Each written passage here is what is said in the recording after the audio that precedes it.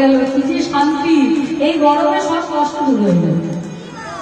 এত সুন্দর করে সবাই মিলে নাম করলে সত্যি যদি কোনো কষ্ট থেকে থাকে সব কষ্ট, যদিও কষ্ট নেই, কারণ গদাধরদা এত সুন্দর ব্যবস্থা যাতে কীর্তনীয়দের কোনো অসুবিধা না হয় কোনো দিকে, এত সুন্দরভাবে ব্যবস্থা করেছে। কষ্ট কিছুই নেই, কিন্তু তবুও তাপটা তো আসছেই, আর খুব তাপ চলছে, রোববার অব্দি 30 তারিখ অব্দি চলবে।